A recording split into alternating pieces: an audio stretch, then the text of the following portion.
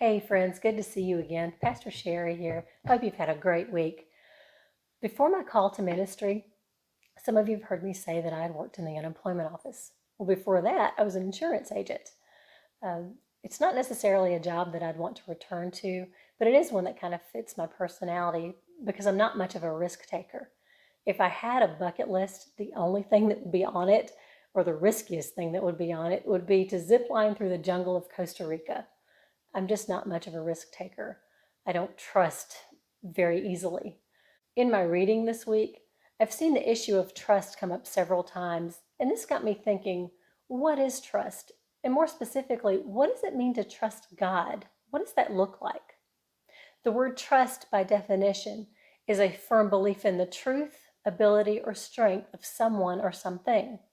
Scripturally, in the context in which we're studying, it's a firm and steadfast belief. So who needs trust? Everyone.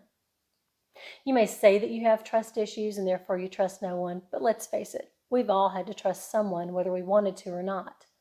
If you've ever flown in a plane, you've trusted a pilot to get you to your final destination without incident. If you've ridden in a car with someone, you've trusted them to avoid a collision with another vehicle, or at least to keep the car between the ditches.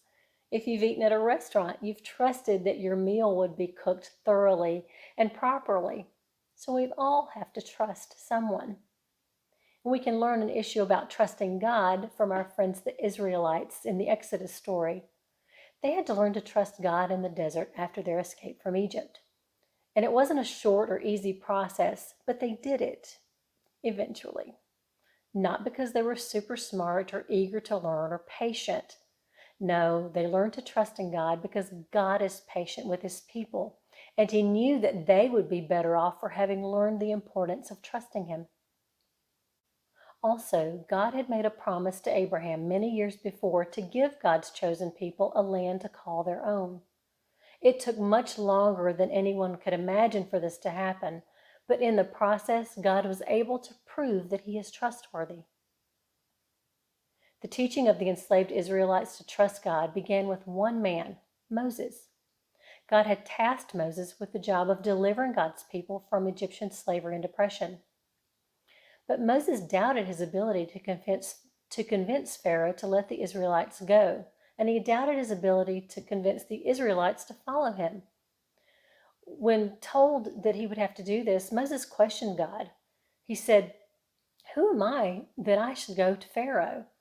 And of the Israelites, he asked, "What if they don't listen to me or believe me?" Long story short, over a period of time and after many trips to see Pharaoh to ask for the release of God's people, along with a series of plagues, God did exactly what he said he would do. He freed the Israelites from captivity and oppression, thereby proving to Moses and the Israelites that he was trustworthy. Once the Israelites were released from Pharaoh's grip, it should have been smooth sailing, right? God had proven himself trustworthy, so there shouldn't have been any issues going forward. Well, pump the brakes. The Israelites were not the quickest study. Sounds familiar, doesn't it? There were several incidents in the desert in which God used to teach the Israelites that God can and should be trusted. In Exodus 16, the Israelites were hungry and complaining. In chapter 16, verse 12, God is speaking and he says to Moses, "I have heard the grumbling of the Israelites. Tell them, at twilight you will eat meat, and in the morning you will be filled with bread. Then you will know that I am the Lord your God."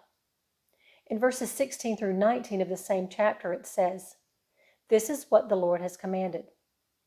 Everyone is to gather as much as they need. Take an omer for each person you have in your tent." The Israelites did as they were told. Some gathered much, some gathered little. And when they measured it by the omer, the one who gathered much did not have too much, and the one who gathered little did not have too little. Everyone had gathered just as much as they needed. Then Moses said to them, "No one is to keep any of it until morning." God met each day's need with exactly what was needed. Later in their desert experience, the Israelites had been left alone by Moses for 40 days, while Moses met with God on Mount Sinai. During this time, the Israelites had grown impatient and quickly forgot once again what the Lord had done for them.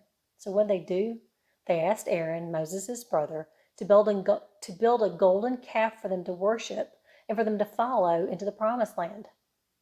They'd gotten a little cheeky about it too when they said it. They said, "As for this fellow Moses who brought us up out of Egypt, we don't know what happened to him." So these people who had been enslaved and oppressed for 400 years couldn't wait 40 days for Moses to return. They had forgotten that the Lord could be trusted, and it was the Lord who would lead them to the promised land, not a golden calf that had been fashioned by human hands. After 40 years of God leading the Israelites through the desert and providing for their needs all along the way, they finally did make it to the promised land. These 40 years of wandering was filled with story after story of God proving to the Israelites that He can be trusted. So what lessons can we learn about trusting God from their desert wandering? First, we can go back to the time when the Israelites were hungry in the desert, and they had recalled that the one good thing about their time in Egypt was when they had plenty to eat, and realize in that story that trusting certain leaders is not necessarily a good idea. Yes, they had plenty to eat in Egypt, but they were slaves. The lesson is that although God doesn't always provide what we want, He will always provide exactly what we need when we need it. We just need to trust that He will. Next, we can remember that sometimes the promises of God take a while to be fulfilled, but that we should continue to trust Him in the process. During their 40-day wait for Moses to come down from the mountain, the Israelites became impatient. Although this was nothing compared to the 400 years of waiting they and their ancestors had done in Egypt, it proves that we humans lose focus quickly. The lesson here is that God's timing is not our own, and while we sometimes rush to find clarity or closure in situations, we should trust that God is working on our behalf even when we can't see it. Trusting God is not always easy or clear, but like I said last week, we have thousands of years of biblical history to draw from, as well as our own recent history. Of course, we will do what we've always done and we'll forget, but God will continue to do what He has always done, and that is to prove to us that He is faithful and trustworthy. So my challenge to each of us this week is to take time to recall the promises that God has kept, both to us and to those who came before us, and to remember that faithfulness in times when we would be inclined to doubt. I also challenge us to trust God first before we rush to trust people, position, or propaganda. Have a great week.